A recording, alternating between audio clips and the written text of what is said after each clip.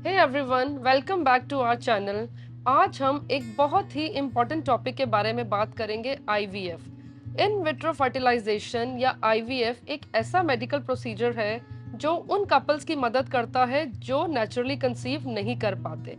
अगर आप बहुत लंबे समय से ट्राई कर रहे हैं लेकिन प्रेगनेंसी नहीं हो रही है, तो आईवीएफ आपके लिए एक उम्मीद की किरण हो सकती है।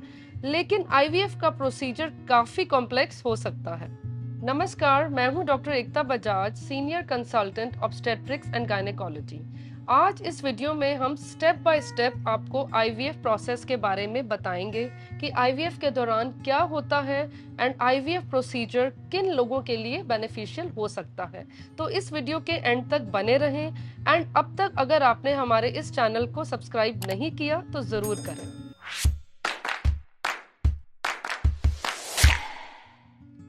आजकल इन विट्रो फर्टिलाइजेशन या आईवीएफ को तो शायद ही ऐसा कोई हो जो ना जानता हो, लेकिन किसी समय पर ये इनफर्टिलिटी के ट्रीटमेंट के लिए बहुत ही मिस्टीरियस प्रोसीजर था एंड आईवीएफ से पैदा होने वाले बच्चों को टेस्ट ट्यूब बेबी कहा जाता था। एग्जाम्पल के तौर पे लुई ब्राउन, जिनका जन्म 1978 में इंग्लैंड में हुआ था, वो पहला ऐसा बेबी था जिन्हें टेस्ट ट्यूब में फर्टिलाइज किया गया था। तो चलिए जानते हैं आईवीएफ क्या होता है। आईवीएफ यानी कि इन विट्रो फर्टिलाइजेशन को असिस्टेड रिप्रोडक्टिव टेक्नोलॉजी या एआरटी भी कहते हैं। एंड इस प्रोसीजर के दौरान एग को बॉडी के बाहर यानी कि लैब में स्पर्म के साथ फर्टिलाइज किया जाता है एंड फर्टिलाइज्ड एग को सेम फीमेल या फिर सरोगेट के यूट्रस में ट्रांसफर किया जाता है। और जब ये फर्टिलाइज्ड एग यूट्रस की वॉल में इम्प्लांट हो जाता है तो प्रेगनेंसी होती है। आईवीएफ कब किया जाता है एंड इसके क्या इंडिकेशंस होते हैं?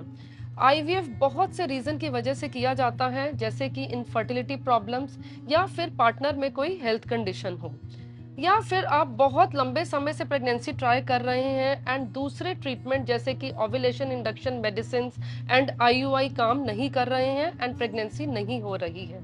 कुछ लेडीज प्रेगनेंसी लेट एज में प्लान करती हैं ड्यू टू वर्क कमिटमेंट और लेट मैरिजेस, तो ऐसे लोगों के लिए आईवीएफ एक ऑप्शन है।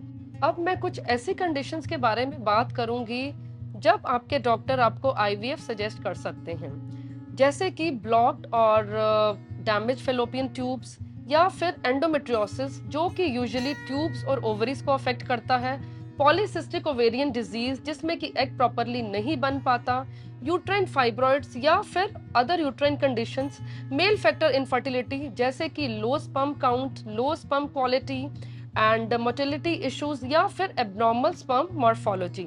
जब आपको या आपके पार्टनर को कोई जेनेटिक डिसऑर्डर है और आपको फेयर है कि वो जेनेटिक डिसऑर्डर ऑफस्प्रिंग में पास हो सकता है।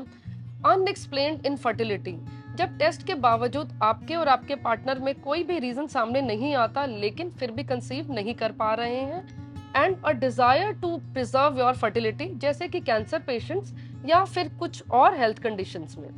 तो आगे बढ़ते हुए जानते हैं कि आईवीएफ से पहले कौन से टेस्ट करवाने चाहिए और किन बातों का ध्यान रखना चाहिए।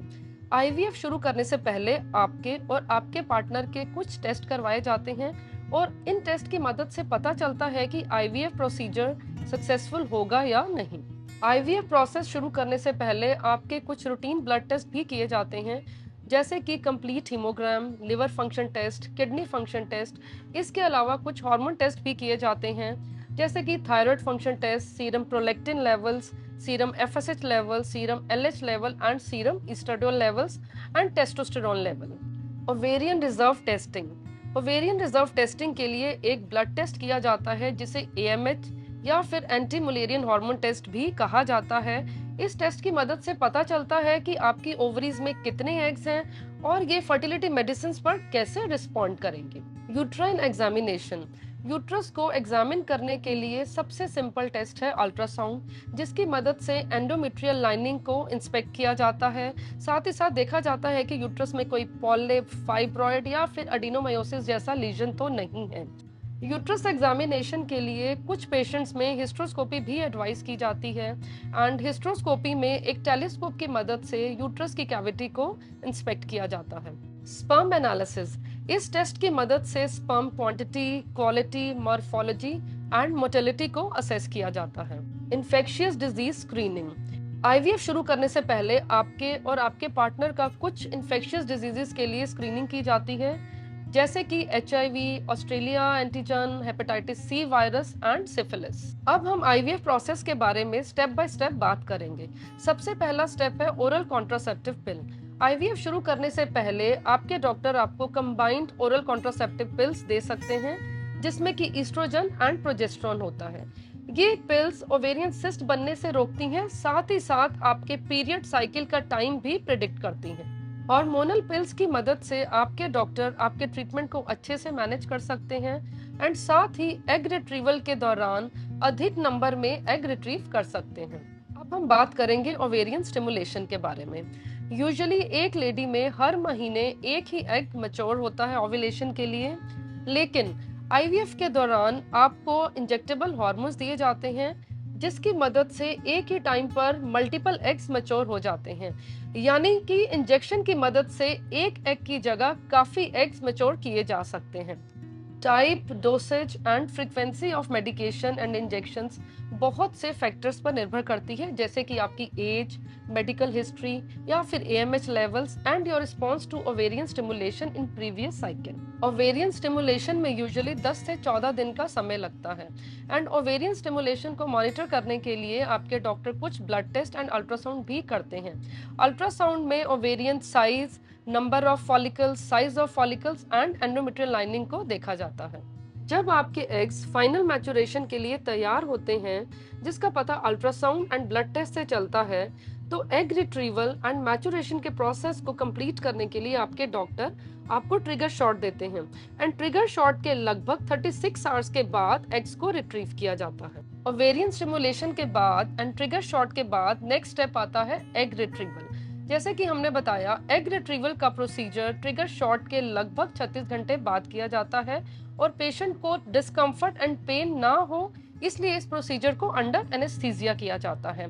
इस प्रोसीजर को अल्ट्रासाउंड गाइडेंस में किया जाता है एंड डॉक्टर वेजाइना के थ्रू ओवरीज में एक लॉन्ग थिन नीडल इंसर्ट करते हैं और ये नीडल एक सक्शन डिवाइस से कनेक्टेड होती है और जिसका यूज करते हुए हर फॉलिकल से एग को रिट्रीव किया जाता है और निकाले हुए एग्स को एक स्पेशल सॉल्यूशन वाली डिश में रखा जाता है और उसके बाद इस डिश को एक कंट्रोल एनवायरनमेंट में इंक्यूबेटर में रखा जाता है।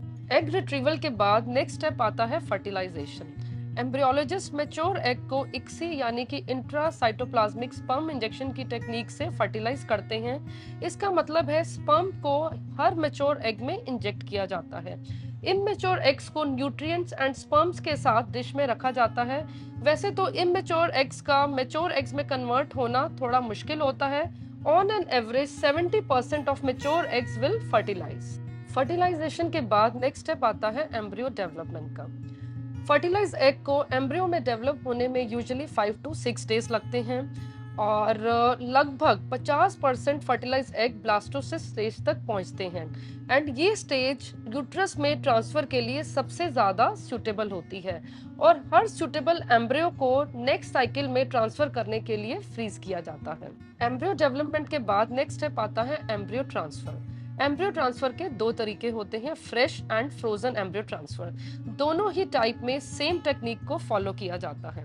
फ्रेश एम्ब्रियो ट्रांसफर का मतलब है एम्ब्रियो को एग रिट्रीवल के लगभग 3 से 7 दिन के बाद यूट्रस में इंसर्ट किया जाता है, जबकि फ्रोजन एम्ब्रियो टेक्निक में एग्स को नेक्स्ट साइकिल में थॉ किया जाता है और उसके बाद यूट्रस में ट्रांसफर किया जाता है। आजकल यूजुअली फ्रोजन एम्ब्रियो टेक्निक को फॉलो किया जाता है क्योंकि इसमें आईवीएफ साइकिल के सक्सेसफुल होने के और प्रेगनेंसी होने के चांसेस ज्यादा होते हैं और फ्रोजन एम्ब्रियो साइकिल को एग रिट्रीवल एंड फर्टिलाइजेशन के सालों बाद भी किया जा सकता है। आईवीएफ प्रोसेस का final step and final outcome is pregnancy. Pregnancy तब होती है जब एम्ब्रियो यूट्रस की लाइनिंग में इम्प्लांट होता है और इसको डायग्नोस करने के लिए आपके डॉक्टर एम्ब्रियो ट्रांसफर के लगभग 2 वीक्स के बाद एक ब्लड टेस्ट करते हैं और प्रेगनेंसी को डिटरमिन करते हैं। आईवीएफ साइकिल में अगर डोनर एग्स को यूज किया गया है तो उसमें भी सेम स्टेप्स फॉलो किए जाते हैं। एग डोनर में ovarian stimulation and egg retrieval का प्रोसीजर किया जाता है and after fertilization the embryo is transfer to the lady who intends to carry the pregnancy. इस वीडियो में आपको आईवीएफ के बारे में बेसिक जानकारी दी गई है, लेकिन ये मेडिकल एडवाइस नहीं है। क्योंकि हर कपल का प्रॉब्लम अलग होता है एंड ट्रीटमेंट भी अकॉर्डिंगली ही दिया जाता है। तो अगर आप भी कंसीव करने में प्रॉब्लम फेस कर रहे हैं या फिर इनफर्टिलिटी इश्यूज हैं, तो अपने गायनेकोलॉजिस्ट से ज़रूर कंसल्ट करें। अगर आपको आईवीएफ से जुड़े कोई सवाल हैं तो आप कमेंट सेक्शन में पूछ सकते हैं। मैं आशा करती हूँ आपको ये वीडियो अच्छा लगा होगा एंड ऐसे ही और इन्फॉर्मेटिव वीडियो के लिए हमारे चैनल से जुड़े रहें।